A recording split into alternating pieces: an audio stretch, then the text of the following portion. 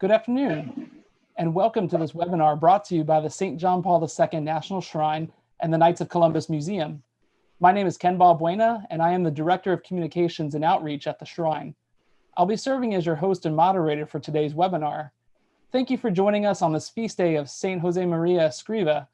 Today we're featuring two guests, both named Bethany. Bethany Bromwell is of the St. John Paul II National Shrine staff, and Bethany Sheffer is of the Knights of Columbus Museum. Bethany Bromwell is a curator of collections for the St. John Paul II National Shrine. She graduated from Gettysburg College in 2006, where she majored in history and received her master's in public history from the University of Maryland, Baltimore County in 2008. Before joining the Shrine staff in its infancy in 2013, Bethany worked in the archives at Mystic Seaport in Mystic, Connecticut. Bethany Sheffer is the curator and registrar of the Knights of Columbus Museum. She holds a Bachelor of Arts in History from the University of Cincinnati and a Master of Library Science from the State University of New York at Albany. She has been in the museum field for almost 18 years and has been the curator and registrar for the Knights of Columbus Museum in New Haven, Connecticut since March of 2013. Now, we will have a question and answer period towards the end of this webinar, so please be sure to use the Q&A box that should be at the bottom of your screen. We'll do our best to get through as many questions as possible. So with that said, let's go ahead and get started. We're very pleased to welcome both Bethany's. So Bethany and Bethany, welcome. Hello. All right, we got one Bethany. Yeah. Almost there. Okay, there we go. All right. Hello, everyone. It's great to see you guys. Excellent. Well, welcome to both of you again. We're very excited to have you here, and we're very excited to hear quite a few of the different things that we're going to learn about in the Knights of Columbus Museum, as well as the St. John Paul II National Shrine permanent exhibit. Now, I want to start with this first piece that we're going to see over here in just a second.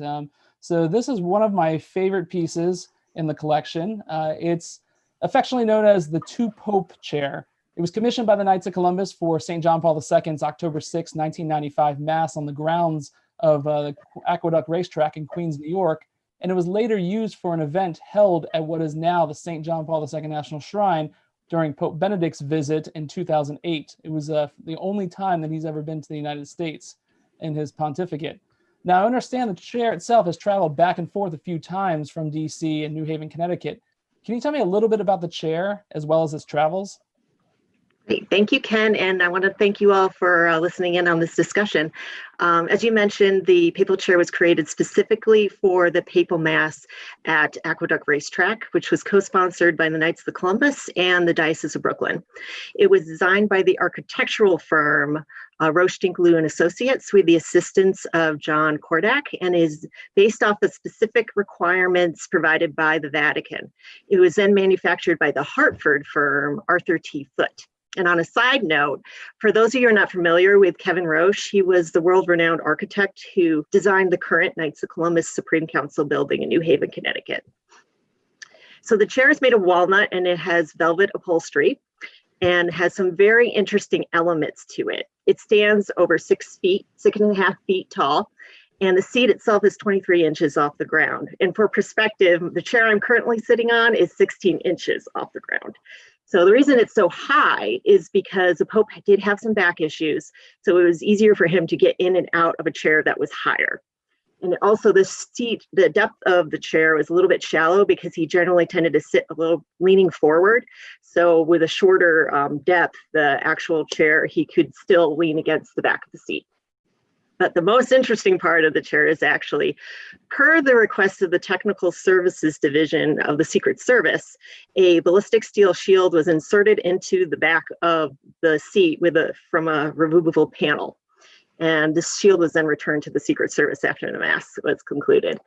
So for many years after this, the chair was on display in our Papal Gallery at the Knights of Columbus Museum, as well as several exhibitions featuring the life of John Paul II. And as mentioned earlier, it did take a trip to Washington. It went down in 2008 to what was then the John Paul II Cultural Center, now Shrine. And it Pope Benedict XVI actually sat in the chair during an interfaith meeting. So finally, the chair was sent to the shrine in March of 2012, where it continues to be to this day. I don't know if the ballistic shield, because they added another one to it for the Benedict meeting. I don't know if it's still in it or not, but someday we'll find out. And at this time, I ask Bethany if she has any additional comments about its time at the shrine. Of course I do. Hello, everyone. It's a very fascinating object. This chair, it's quite beautiful and enormous. It weighs, we believe, almost 800 pounds, because that steel plate, it's still there. So when we negotiated it into its case that you'll see in a little while, it definitely took some time and some effort. But it's quite the beautiful piece. And it's a beautiful item that we have that really highlights the Knight's connection to several popes, not just John Paul II, but also Pope Benedict. And we hope one day maybe Pope Francis will sit there as well. Yeah, that would be great if you could. It'd be a 3-pope chair. We can update Exactly. Is that the official description of it? The 2-pope chair? We always call it the aqueduct chair, honestly. But I like 2-pope chair right now. It's good. Nice.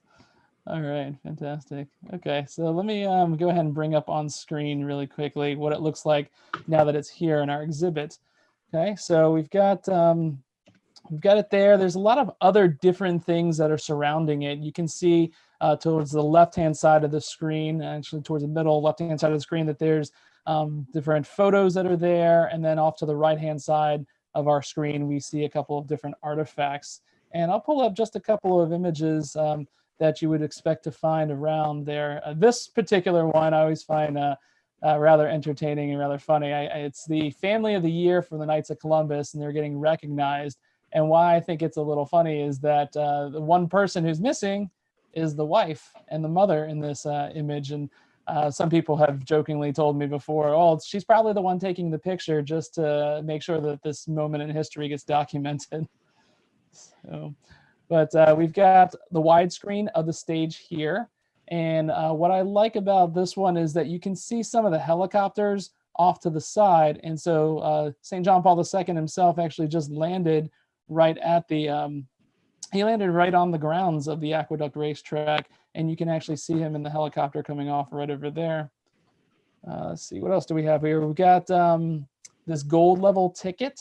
So it's a very important person must have had this particular one, because you can see that it's right in front of the altar in the center. And perhaps it was somebody from the Knights of Columbus Supreme Office staff who had this. We don't know. A couple of other items. Now, this one's not on display, I don't believe, in our exhibits, but we do have a couple of pieces that are on display. We have this cross, which was made at a part of the stage, I believe, and I'll let you all talk about that. But we also have this coin, and we have this interesting rosary.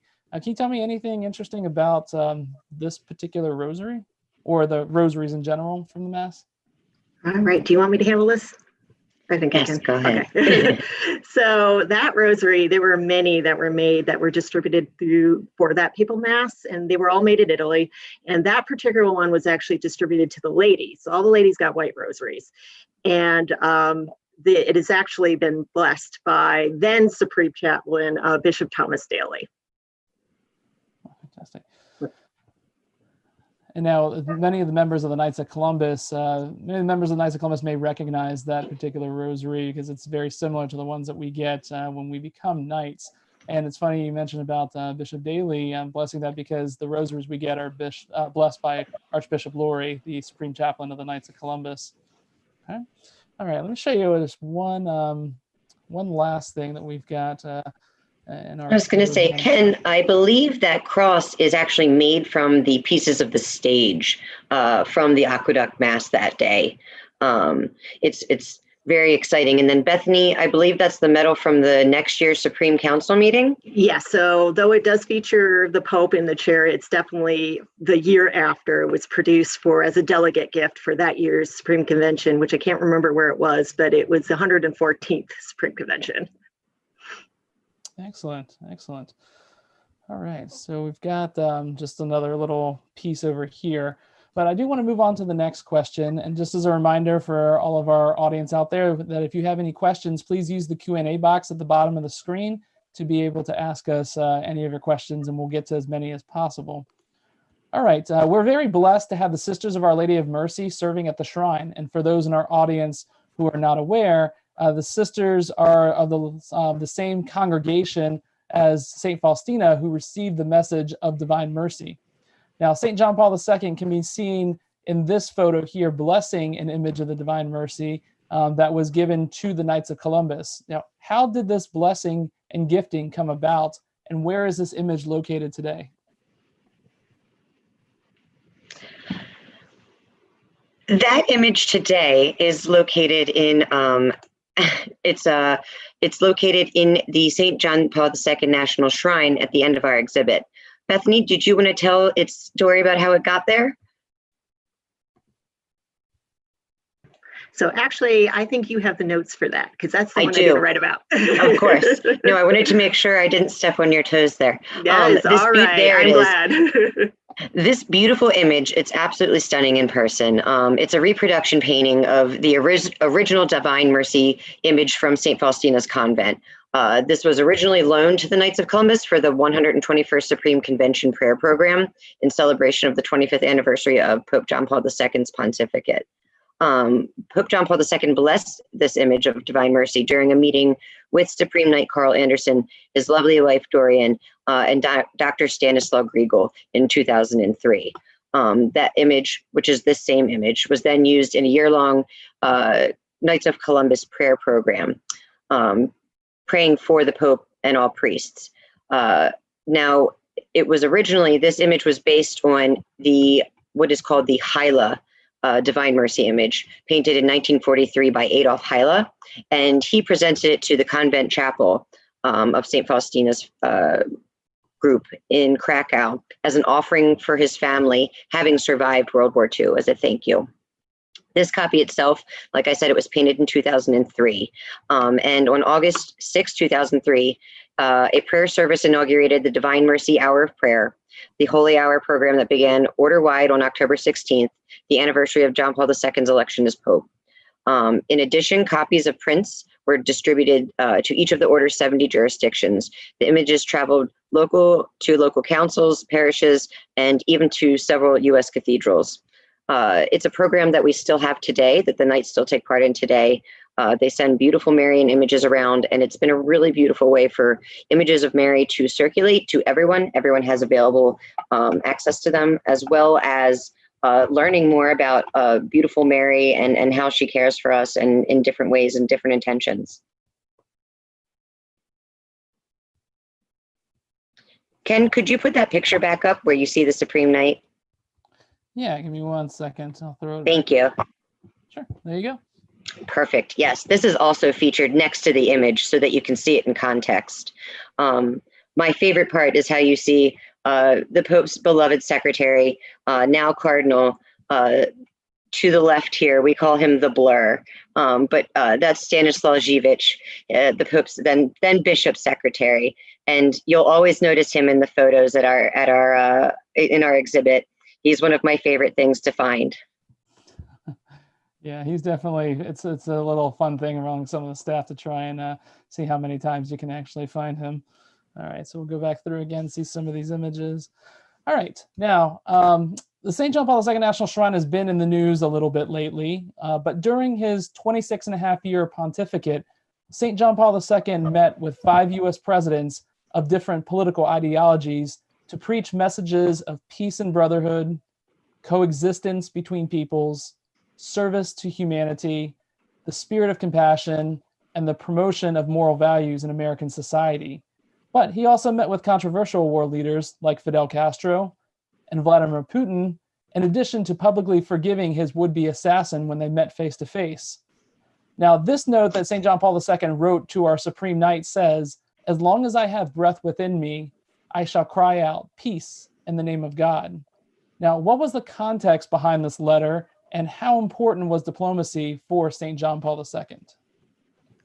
So this letter was given to the Supreme Knight, Carl Anderson, during an audience with the Pope on November 23rd, 2002.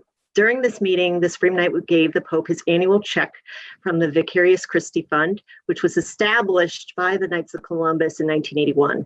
These funds are given to the Pope for him to use for his personal charities. Now, the words themselves actually come from a proclamation by the Pope that he made during a visit to Azerbaijan in May of 2002. And if I may, I'm going to read a little bit more from that actual message. I have come to Azerbaijan as an ambassador of peace. As long as I have breath within me, I shall cry out, peace in the name of God. And when word joins word, a chorus is born, a symphony, which will spread to every soul, quench hatred, and disarm hearts. So the museum actually included the words in the letter for the cover image of the 2003 exhibition, John Paul II, A Passion for Peace. And I think we have an image of that. We sure do. Yep.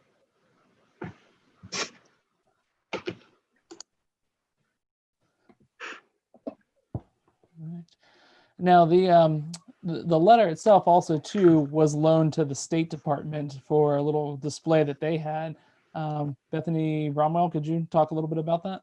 You bet. Yes, we were very fortunate in that in honor of the 35th anniversary of formal diplomatic relations between the United States and the Holy See, the U.S. ambassador to the Holy See, Callista Gingrich, contacted us and asked if we would be interested, which we said, of course, in participating in an exhibit honoring such a celebration.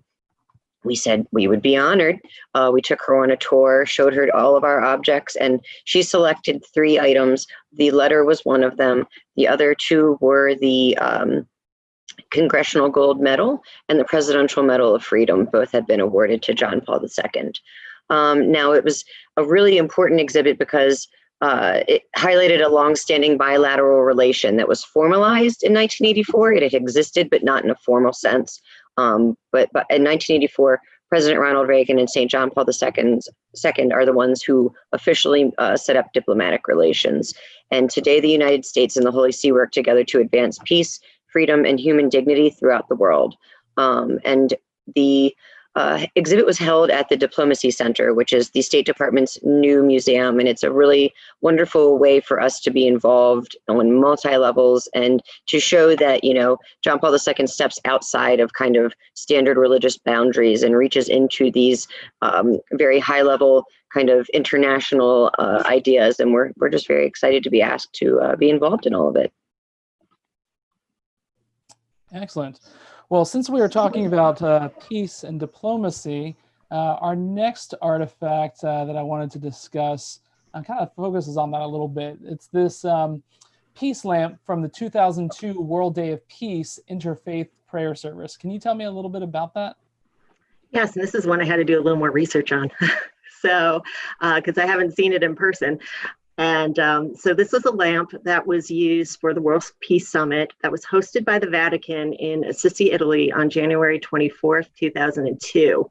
The pilgrimage was called for in response to the 9/11 terrorist attacks.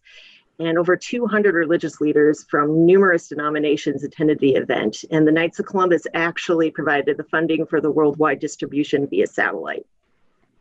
And of course, when the lamp is lit, it's a symbol of hope and through a very difficult period of time. Now, while all the attendees received a lamp to use in the event, this one is specifically used by John Paul II. The lamp was designed by Sister M. Agar Locke, who is a member of the Sisters Disciples of the Divine Master. Now, the lamp was actually used again. It was on September 11th, 2002. Our Supreme Knight used the lamp during a Supreme Assembly meeting in Washington. He used the lamp to light candles in the Basilica of the National Shrine of the Immaculate Conception. That is a mouthful. Not the same place as the shrine, just yeah, exactly. Correct. Yeah. That's why I'm saying the whole thing. And it was during a special mass in the Day of Remembrance. Excellent. All right. Now this was not the first time that there was a World Day of Peace. Many people recognize the one from 1986, and St. John Paul II actually had organized this whole thing. And there's a great section in our exhibit that talks a little bit about this over at the shrine. But I do want to move on to our next our next question here. So in April of 2019, the Shrine hosted a temporary display showcasing 7 African art sculptures of Mary and the Holy Family. They've been on display both at the Knights of Columbus Museum as well as at the Shrine. Yes, so these have a very long story. Every Christmas, the Knights of Columbus features an exhibition on creches or nativity scenes. The theme varies from year to year, and in 2011, the focus was Christmas across Africa. And in that exhibit, there were 40 stone sculptures made by artisans of the Shona Nation of Zimbabwe. The pieces were on loan from a German collector, Hans Dietrich Hubert. I hope I'm pronouncing that right. He fell in love with the art form and commissioned the pieces from artisans that he had befriended during his time he spent in Zimbabwe. And eventually the museum purchased 7 of these pieces, which have been featured in additional exhibits, both at the museum as well as the shrine.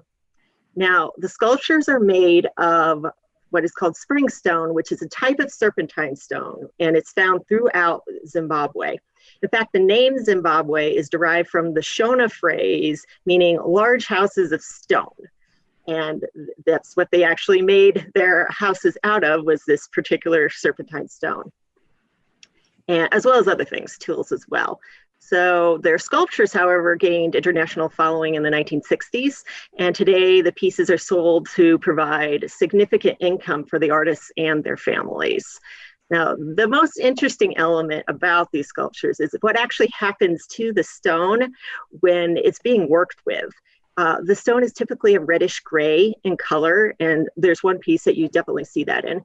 But once the artist begins to carve into it, it turns this light gray. And then when the artist is starting to polish the piece, that's when the real color actually is revealed. And it all depends on what type of stone it actually is. So in our case, we have 6 that are black serpentine stone or spring stone, and we have 1 that is green. And I'm aware that there's also colors that are red and yellow. So they're fabulous pieces for sure. Yeah. Now this particular one that I'm going to put up on screen here, this photo really doesn't do it justice. It's actually over 8 feet tall and quite a bit taller than the other sculptures. I imagine that one's a little difficult to move, wouldn't you say? Yes, this is actually one of my favorite questions of this, because it allows me to actually talk about behind the scenes in exhibitions and how we install things. So when we decided to purchase these 7 sculptures, we decided to purchase the biggest ones. And that means also the heaviest ones. So that statue weighs 800 pounds at least. And we do not have a freight elevator. So it does not fit in our regular elevator at all. And it is stored typically on our 2nd floor. So whenever we need to move it, it takes about 6 to 8 people, depending on if it has a crate. If it's in the crate. And I just want to make a special shout out to the Petra Construction for all the times I asked you to move this statue, and also to our facilities team, because this year, when it came back from the shrine, I asked them to join in on the fun and try to move this thing up the stairs.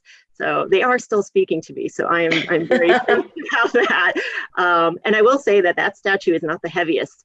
The second tallest one, which is in the slideshow, it was lying on its side. That one is actually around 50 pounds more, but it thankfully fits in the elevator. Excellent. All right. Anything you wanted to add, Bethany? I did. That first image that you showed, that was when we had them here. It was a really exciting time because we had a very exciting program kind of going on at the same period of time there. You can see to the left there on the side, there's beautiful hand-painted Stations of the Cross. And it's a wonderful program that we put on that really was kind of wonderfully reflected in the African art as well, because this whole program we work with local artists, especially artists of color, to produce a celebration of their work in image, in music, and in dance. And the statues stayed around longer than the stations stayed up. They were so incredibly popular. The USCCB Office of National Collections in charge of Africa came over and took pictures, and they were just so excited to use them as part of their prayer program. They thought they were absolutely amazing. So, the idea that we can not only share items that inspire people and inspire the community, but that they then reach out to the world is always very exciting. Awesome. Now, normally it seems that the Knights of Columbus Museum tends to lend to the shrine artifacts, but with this next piece, it was actually the opposite.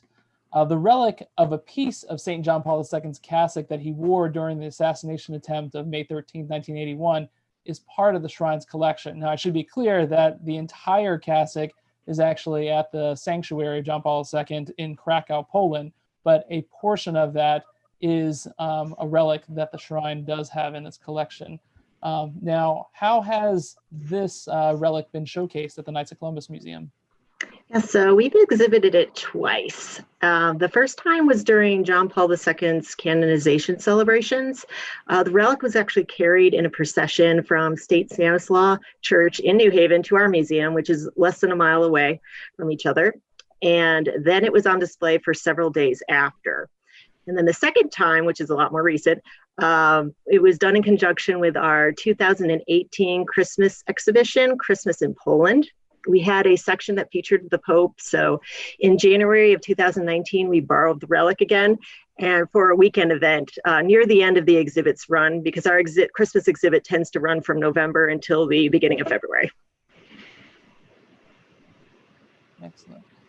All right. Bethany Bromwell, anything you wanted to bring up about the relic?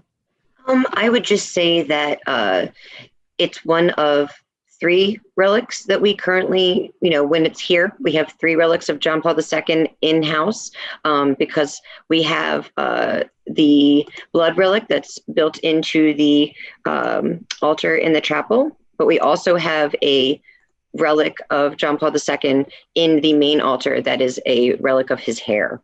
So we're very, very blessed in terms of how well he is represented within our building. Well, speaking of relics, another relic that's often displayed for official Knights of Columbus functions is the relic of the Mexican martyrs. Can you please tell our audience who these martyrs were and a little bit about their relics? Yes, so the first thing I want to do is apologize in advance because I am definitely not an expert on the Crosieros rebellion, which these pertain to. That is a multiple webinars worth of information right there. So I'm going to really gloss over that particular conflict, and it was incredibly serious conflict. So it occurred in the late 1920s. Between the Mexican government and those opposed to the anti-religious and anti-Catholic rules that had been put forth in the 1917 Constitution, which were then heavily reinforced in the mid-1920s. By the time this was over, many were killed during the period, including several priests. Now, in May of 2000, John Paul II canonized 25 individuals who were martyred due to their faith. This included 6 priests who were also members of the Knights of Columbus. And our museum actually has a number of pieces that either depict the martyrs or are specifically pertaining to them. The first image you actually saw is a painting by Martha Orozco. I don't think I pronounced that correctly, who commissioned, and it was commissioned in 2005, and it's on the 100th anniversary of the founding of the Knights of Columbus in Mexico. Now, the second object is a silver cross reliquary, which has bone fragments of all 6 priests and was given to the museum by the Knights of Columbus Mexico state councils. And there are multiple state councils, so I'm not actually sure which one it came from.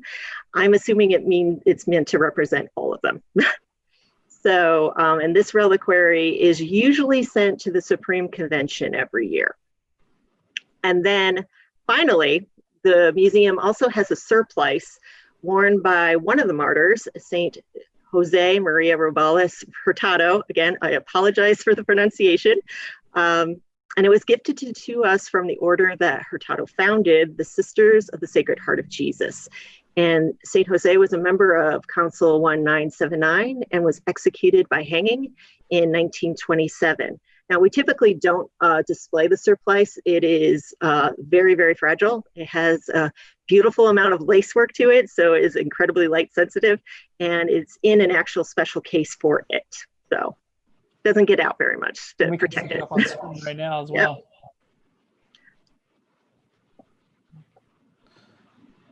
All right. And Bethany Bromwell, what are we looking at here? Any idea? This would be one of the relics that is in the main altar in our church. It's the relic. It is actually a vertebrae. I'm not sure which number vertebrae, but it is a vertebrae of, let's see. Hurtado. Yes, exactly, Brother Hurtado. Sorry, I misplaced my notes on him. Yes, on Brother Hurtado. And it is literally, as you can see here, when we had the altar consecrated, it's an absolutely beautiful process. And along the bottom, there's circles of the marble that are cut out by the stone carver. And they're just large enough for a small relic to fit into each one. Each one is labeled with the name of the saint. And so during the consecration, they are all placed within the altar. The consecration mass is then held, the altar is blessed, and then what you see there is our wonderful Cardinal Zivich, Cardinal Wuerl, and Archbishop Laurie and the Supreme Knight all signing off on which relics were put into the altar. And that's the official sign off that it has been officially consecrated. We hung one of those in the sacristy, and then you have to mail the other one off so you get certified, much like a marriage certificate. Well, small little tidbit that I'll share with our audience out there that I didn't realize until we were putting this webinar together is that when they're signing their certificates, it actually is saying that these relics are inside the Redeemer of Man Church. Although at the shrine, we refer to Redemptor Hominis Church, which was the first and second St. John Paul II. So very interesting that it's got the English translation on there. All right. So another thing that I just want to talk about here, this is our last artifact that we're going to be talking about. The shrine has on display a lot of liturgical vestments. One of them that I like to point out is this mitre that's on screen, because when you look at it from a distance, the red crosses really seem to stand out. But the closer and closer you get to it, you see that there are actually gold arrows that surround the crosses that seem to be a little bit more prominent. Can you please tell us a little bit about what this mitre was used for and why it's now on display at the shrine and was on display at the museum as well? Yeah, so the mitre was actually worn by John Paul II at the celebration of the Eucharist on March 21st, 2000 in Amman, Jordan. And it was during the Pope's Jubilee pilgrimage to the Holy Land. And it's red and it's gold and red colored silk, and it features metallic braid and red beadwork. Now, it was given to the Knights of Columbus Museum in 2001 in honor of the opening of our museum in its current location, which is about a block from the Supreme Council headquarters. Our museum had actually originally been in the 4th floor of the headquarters. So technically we are about to celebrate our, 20th anniversary in our current headquarters, our current building. But the museum's been around since 1982.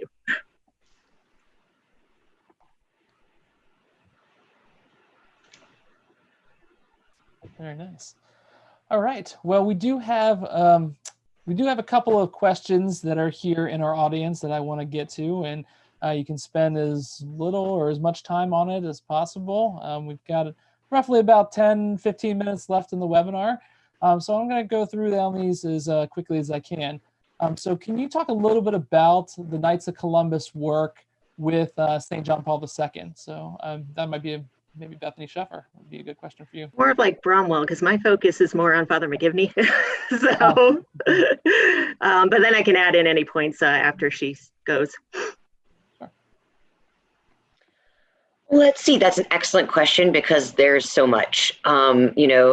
Basically, the Knights, as we know, have been in Rome for let's say at least this century, where they've been actively involved in what's going on there. They've donated money to help with everything from art restorations to, helping with Pope Francis's newest House for the Poor. I mean, you name it, they've helped take part in some sort of leading the way, whether it's been through writing religious freedom, helping with writing religious freedom legislation here in the United States, they're constantly involved in making sure that whatever efforts the Vatican puts out, that they can champion those here in the United States.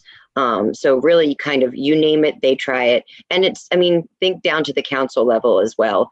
What I love most about the connection between the Knights and John Paul II is that they take his message and they bring it down to a actual physical, manifestable level within the councils. And that's both through their work with, those in need, and through basically everything they do from, the donate coats, everything. They just carry on his message forward. But specifically, pick a year. There would be at least 12 things to tell you that they were involved in each and every one. But if you do go to the Knights of Columbus page, there's a really lovely timeline that was put together. And I can share I was using it for research myself earlier this week, but it's a really lovely timeline of the Knights actually face-to-face meeting with the popes, in particular with John Paul II. So if you have questions about dates in particular and things like that and different particular initiatives that they were involved in, I would recommend checking out their website. So now I can add my stuff. There you go. Yes. So the one thing is that we do have a Rome office, actually has been there for quite a while. And that allows us to stay close in contact with the Vatican. And one of the things that actually our curatorial assistant reminded me is that I want to talk a little bit about the restoration of St. Peter's Basilica in the 1980s. And actually in one of the photos you saw earlier of the sculpture being carried down the stairs, you'll notice that there was a very large cross on the wall. And that was originally a part of the facade of St. Peter's. And because the Knights did a significant amount of funding for the restoration, and they also determined that that particular cross could never be returned to the top of the building. And so they actually donated the cross to the Knights of Columbus, and it was in our home office for many years and then moved into the current location. So, and then there's many other chapels that they actually had funding towards too. Very much. Yeah. Excellent. Well, we have a question here about Father McGivney. So Bethany Sheffer. That's me. Hopefully. I've been doing a lot of research on him right now. So. All right. So we actually have two questions here. So what is the kind of the future of the Knights of Columbus work with regard to the mission and legacy of Father McGivney, but also can you talk a little bit about his upcoming beatification? Yeah, so unfortunately, I don't know a lot of what's currently the plans are for the beatification. Because our museum is closed due to this lovely virus that is going around, there is a lot that's been stalled in the process as far as that's concerned. And what was the first question? And that question is best asked to contact the Knights of Columbus directly. Okay, excellent. So what was the first part of the question though? I don't think I answered it, so. Let me see, because I think I closed that one out. It was about the Knights of Columbus, like their future work to keep Father McGivney's legacy alive. Okay, yeah, and that's definitely more of a question directly to the Knights of Columbus Supreme Council and what there's currently, the projects that they are currently doing. I mean, they always continue to support all of the, of all what he stood for in truth. Understood. All right. So this question here is: did St. John Paul II, did St. John Paul II have a vision for the Knights of Columbus, or was there anything that he was ever tasked? Did he ever task the Knights to do? The one thing that maybe not necessarily John Paul II, but definitely the Vatican, and that is supporting. And I mentioned before satellite feeds, and the Knights of Columbus were heavily involved in getting the message out. So they would fund all of these programs to be able to be distributed throughout the world via satellite. Exactly. And actually we have a sculpture that on display, it's missing one element, and it's called the procession. It is actually one of the early mock-ups of the statue that we have of Father McGivney. And the element it's actually missing, because we can't safely display it, is a satellite. And it's supposed to hang from the ceiling, but unfortunately that is not really an option because we don't want people touching it and it's swaying back and forth. I mean, it's really small, but it's still like, it's too big of a temptation. Nice. Yeah. And I would agree. Radio Europe was something that was vital to getting out the word of solidarity and the suffering in Poland, which was insanely important to John Paul II, as we all know. And the Knights have always supported the radio broadcast programs throughout the both United States and the international world, and they've only continued that access from wherever they are. I would just also add to that they basically try to, when they find a hole or find a need, figure out how they can fix that, how they can do that. And so often he ends, the way that it works, often I know that the Supreme Knight will end up coming to them with ideas, and they're open to that, which is really wonderful. In terms of specific charges, that's a great question. I'm trying to think. I can't think of where he named them individually, but I know that he always met with them and saw them as, the kind of herders of the faith, the shepherds of the faith in the United States, and knew that it was in a good place as long as the Knights were in location. So I know that whenever there's somewhere that needs love, that's when you'll find the Knights, and that's usually when they'll send them there. And normally during the Supreme Convention, there'll be a blessing that comes from the Pope too. So I'm assuming there's multiples of that over the course of the few years. And going back to the Aqueduct Mass, I believe that's the first time that a lay organization actually co-sponsored a papal mass. So that is a pretty significant event for our history. That's pretty cool. That's amazing. I didn't realize that. Bethany Bromwell. Yes. So gotta clarify on the Bethanies here. So Bethany Bromwell. So we see the picture here from the Aqueduct Mass with St. John Paul II and the ferula or pastoral staff, which is slightly different than the Crosier, but we won't get into that for this webinar. Now, this is on display at our exhibit. But can you talk a little bit about that? I sure can. It's such a fun piece. The Pope of Travels, and you can just tell by his implements. This is a beautiful silver Crosier that was designed by Lello Scorzelli, and it was based on one that was owned by Paul VI originally. He liked that a lot, and so he had it kind of changed a little bit height-wise and shape-wise. So we ended up, it's on a very similar style display as you see here. It's quite tall. It looks even taller when you hang it on the wall like we have. But it comes apart right at the center there, and then once more below into three pieces. And it has its own traveling case because, when you're the Pope, you go wherever the people are. So it's one of my favorite items that I get to clean and take care of, but it's a very stunning piece of work. And you'll see that crucifix motif used throughout John Paul II's personal items. It's also the one that is on the Knights of Columbus rosaries. It's a very, very one that's very much identified with him, but it did start with Paul VI. And we actually have a sculpture that shows him holding it exactly. in our Papal gallery. Yeah, it's one of and it's such a beautiful, very kind of realistic sculpture. It's very it's not gory, but it's very real. Jesus doesn't look like he's beautiful and having a great time. He's suffering, obviously. And the beauty of that sculpture obviously spoke to John Paul II. And then I believe that you had asked me a question on the side there about Fulton Sheen. And I just wanted to let you know that the question was, did Fulton Sheen and John Paul II ever meet? And the answer is yes, they did. They met, it was October 2nd, 1979 at St. Patrick's Cathedral. Archbishop Sheen was extremely ill at that time. He was very much at the end of his life, but he was so excited to see the Pope that he basically said, it doesn't matter, my spirit will carry me. And he made his way up to him and he hugged him. And, as always, John Paul II lifts people up as they kneel before him and in deference. And he lifts him up and says, he had hugged him and thanked him for having written and spoken well of the Lord Jesus and told him that he had been a loyal son of the church. I think it's okay to pass away once the Pope tells you that. You've done your job. I would say so as well. But not looking at death, but on the other side, when you're youth, we have a question here about the connection between St. John Paul II, the Knights, and World Youth Day.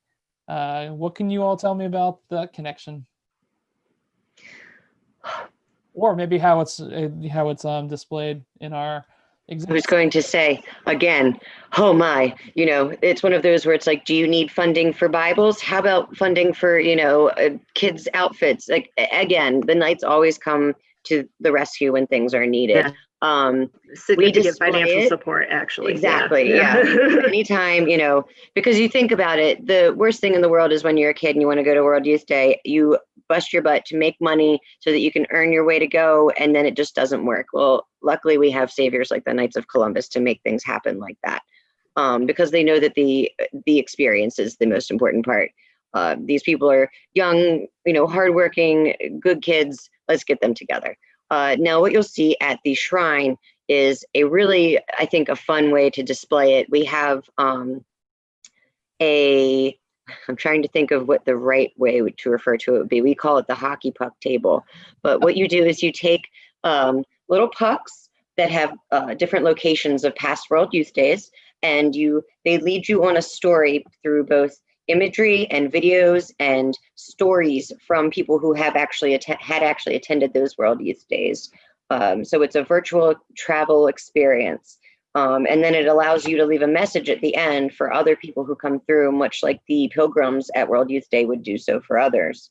But it just showcases the variety of places traveled, the amazingness of how this elderly man got up there with these children and danced and sang, and it just, you could tell that even in his old age, it gave him so much joy to work with the young people, and that he truly believed that they were the future.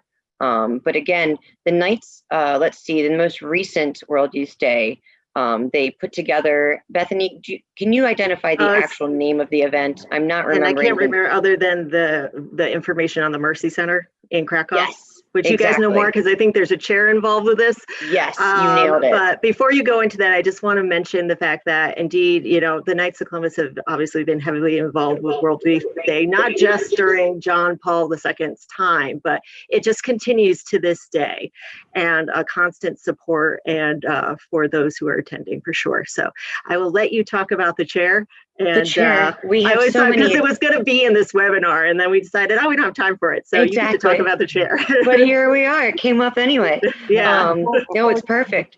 Yes, we have another beautiful chair made by a Polish craftsman that was used by Pope Francis at the Mercy Center during World Youth Day Krakow. So again, it's a beautiful piece of furniture. It has the World Youth Day symbol carved in the top. It's all wood, dark wood, and just a very simple cream base. So it's very Pope Francis in that it's elegant and understated, and yet very, very perfect for being available and being open and being at the same level as everybody else, as he likes to be, our Pope of the people. So yes, it's a really, really neat place. That we can have items like that, because obviously that story, like Bethany said, keeps going. Every World Youth Day, there's, more involvement, new places, new things, new adventures, and even if the Knights aren't physically, councils that have councils there, they still make sure that they're involved and do whatever they can to help.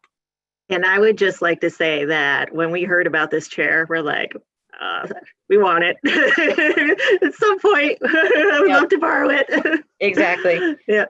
Luckily, it's an easy traveling chair. Yeah. It doesn't have any bulletproof in it, any bulletproof panels. Yeah. And I do want to point out up on screen that we do have the display inside the shrine. I was able to find a quick photo there. And Thank you. I appreciate it. That's the crazy table I'm referring to. But you can see Pope John Paul II in everywhere from, the Colosseum far center there, the Eiffel Tower. I mean, and also you can see in the top right, the World Youth Day Cross, which is something that the Knights of Columbus still are intimately involved in, as we have had it visit recently, and we've employed it as part of a pilgrimage program, physically carried around this area. So we try to always involve ourselves in things like that, because we get to use the Knights and the shrine to do good, and we're very excited about that. I was going to say that reminds me of when I was growing up, and I'd be like, "What? This guy goes everywhere." Yeah, He went absolutely literally. everywhere. And I remember, I think it was the event he had, it was in Utah, and I was a teenager then, and I'm like, "Oh man, I wish I could go to that." But somebody from my parish actually did, which is really cool to hear their story and how inspired they were when they were able to attend that event. So it's really cool. And I will say our wall of history does talk about it a little bit, but our wall of history has to cover many years since the founding of the Knights of Columbus, and even before that, the precursor to the founding of the Knights of Columbus. So it's really exciting to see what you guys have actually done. I saw that we had a question about, do we have anything from his Miami visit in 1987?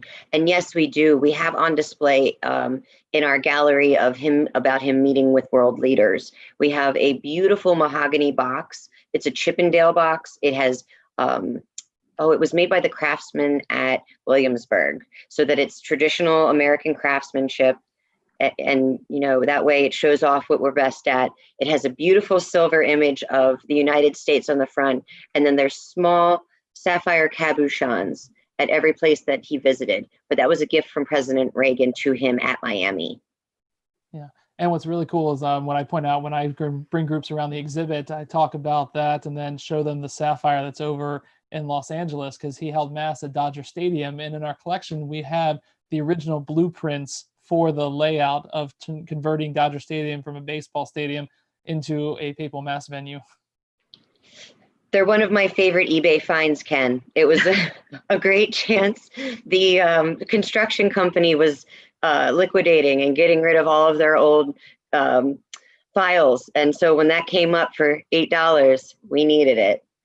Yeah, you can actually find things on eBay. Yes. Once in a while. It's definitely a hunt. Yeah. Mm-hmm.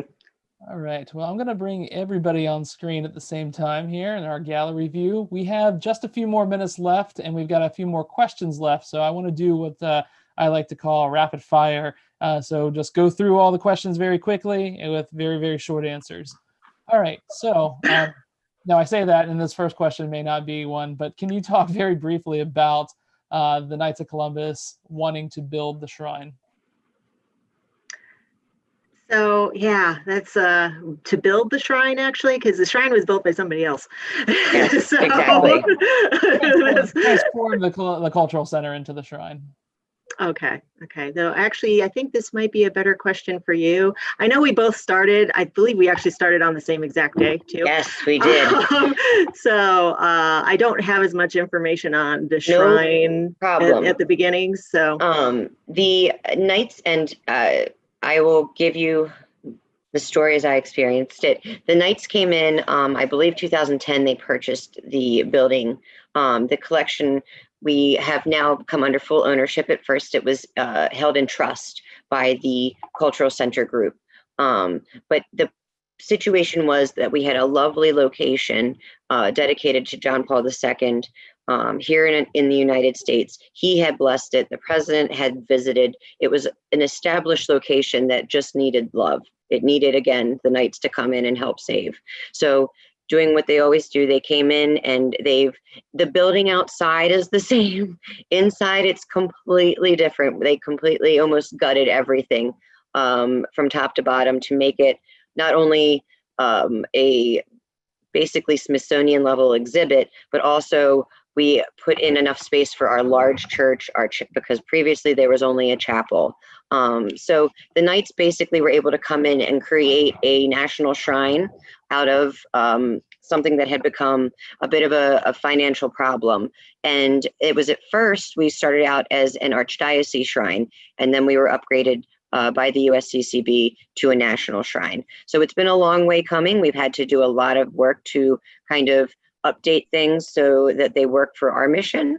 But we're always, trying to make sure that we build on what they created and carry the message of John Paul II forward, no matter how we move. Excellent. All right, let's move on to the next one over here. So the next question is, can you tell us a little bit about the recent visit by President Trump? I'll go ahead and take care of that one really quickly. So the recent visit on June 2nd of this year was originally supposed to be using the shrine as a venue for a signing of an executive order that talked about religious liberty. And religious liberty was a very, very important topic to St. John Paul II. And that's why the White House, who organized the event, thought it was a good place for the venue to be. Unfortunately, the bill signing was canceled at the last minute, but President Trump still wished for he and his wife to go see some of the artwork in the shrine, since the First Lady is from Slovenia and the artist who did the mosaics is also from Slovenia. But he also did spend some time in our chapel in quiet reflection, quiet prayer, and it was a very quiet event. There was no remarks, and there was a wreath laying ceremony in front of our statue. So very simple, but it was originally supposed to be the site of an executive order signing, which was later signed at the White House. Okay, next question. There are messages every year from Pope John Paul II to the Supreme Council, and they are published in the proceedings of the convention. Where can you find those proceedings? So the annual report actually is usually published in the Columbia magazine in around October. And so that's most likely, I can't remember if the actual blessing is in there, but it's usually publicly announced as well. And I also will mention that if you can't find it online, we 100% have it in our Supreme Council archives. So I have a counterpart, actually I have two counterparts. We have the multimedia archives and the Supreme Council archives. So a significant amount of material can be found in actually one of those two places. So you just contact us, and all our information is actually on our website, and that you can just reach out and find out where you can get them. Speaking of information on websites, I'm sure that this is available online. However, our opening dates are not are available online. But can you tell our audience about the exhibit hours that you have both at the museum normally? And again, we will post on our websites and on social media whenever both the shrine and the museum are reopening. Yeah, so us normally would be every day. We are open every day from 10 to 5. And but obviously not right now. So I do want to make a plug that we have a very strong presence on social media right now. As many museums have done, start putting out more content, like lectures like this, for example. And we just concluded a series of lectures yesterday. We're taking a little break, but weekly lectures on various topics too. So definitely check out our website for any updates, and also our Facebook page, our YouTube page, and our Twitter page, which I am not on Twitter, so but I hear it's fabulous. And also, I would just bring up that currently our Voices for Freedom display has a web version too. And it's all on our website, which is, I can't remember it now. It's knightsofcolumbusmuseum.org, but you can Google it and you will find it. Nice. I'm sure one of my colleagues can put it in the chat. All right, we got two more questions here.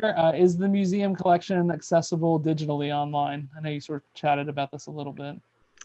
Do you want to talk about yours, or can I? Of course, we are not currently. Our collections database is only internal. We would love for it to be front facing one day. We have an amazing library with books from Poland that aren't available anywhere else in the world, even Poland, because of a wonderful archbishop who collected all of them and donated them. But my goal is to definitely have that possible. However, if there's anything that you're ever looking for, you can always just email us, and we're happy to respond and set up a time for you to come in. Just because it's not physically open all the time. Now is a little different, but in normal times, we're always happy to set up a research appointment with you. Yeah, the same here. Yes, and as you can see, the visitor services email address that was just posted in the chat. That's where you can make sure that you get me and anybody else that might need to be addressed in your emails. Yeah, and ours is above, and I think I was right. I think I may have been right. Perfect. I never email I just type in Knights of Columbus Museum, and it's always bookmarked. So that's why. All right, we got one more question here. And do we have pictures of St. John Paul II and his Mass that he celebrated on the Mall on October 7th, 1979? And the answer is? Yes, we most definitely do. It is a huge piece that we talk about within the exhibit, and one of the featured photos is an absolutely stunning one that wasn't the highest quality originally when we found it, but we ended up being able to digitally clean it and update it a little bit, and now it's one of the backlit feature pieces of our exhibit about the travels of John Paul II. So come on by, and I'll make sure to point it out to you. When you're open. When we're open, yeah, not now. And random fact about that, I always like sharing this little tidbit. The altar used at that Mass is actually at my parish in Springfield, Virginia. That's local knowledge there. Exactly. All righty. Well, thank you again, Bethany and Bethany, for joining us today. We really appreciate your time, and we hope that all of you and our audience have enjoyed this webinar brought to you by the St. John Paul II National Shrine and the Knights of Columbus Museum. While neither of us are open to the public yet, we are hoping to do so in a limited capacity very soon. But in the meanwhile, we will continue to bring both of the shrine and the museum to you with more online programs like this webinar. Please be sure to visit our website or follow us on social media, including YouTube, to learn more about upcoming virtual events, to view exclusive content, and to stream Mass as well as prayer at the Hour of Mercy. Thank you again for joining us. God bless you. Stay safe and be well. Thank you.